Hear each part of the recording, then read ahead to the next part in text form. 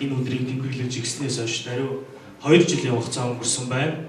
За санхүү төрийн сангийн хэлтсийн дарга Ганхүү, бодлого төлөвлөлтийн хэлтсийн дарга Үлзий баяр.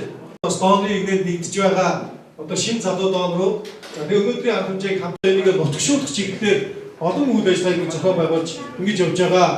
Дооны игнээг өргөжүүлэх, цусны дооны игнээг доонуудыг урамшуулах чиглэлээр санаачлал өнөөний хөдөлмөрийн үр дүн гэж үзэж байна. Өнөөдөр ч та бүхний санаачлалаар бичсэн өнөөдрийн усаа бэлтгэж байна. Нийслэлийн ард иргэд оюутан залуучдын хамт байгуулалт нийслэлийн иргэд болоод тусаа амжилт аюулгүй өгтөө олцноо гэж хэлдэг.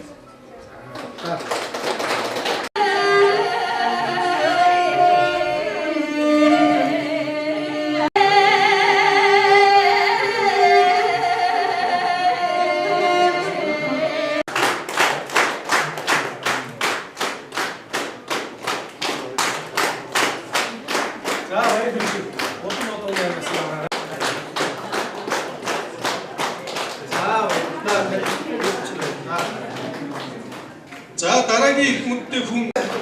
За дараагийн доонор бол даш цэвэг байна. Бахархлын тэмдэг 10 эзэн болсон байна. Ариун баттай бас баяр хүргэе.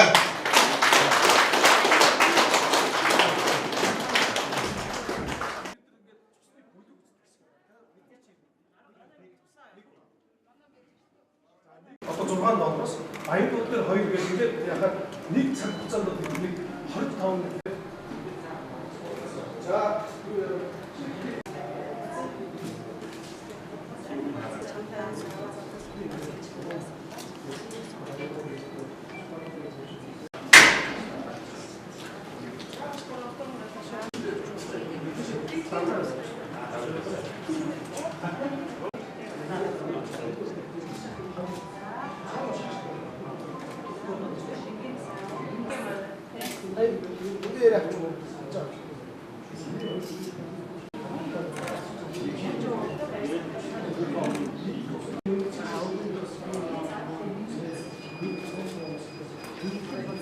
Улаанбаатар хот бол сая 300 мянган хүн амтай ийм хот. Тэгээ энэ хэрэгээр бол бүхэл төрлийн үйлчлэгээ бол бас энийгээ дагаад өсөж нэмэгдэх учиртай.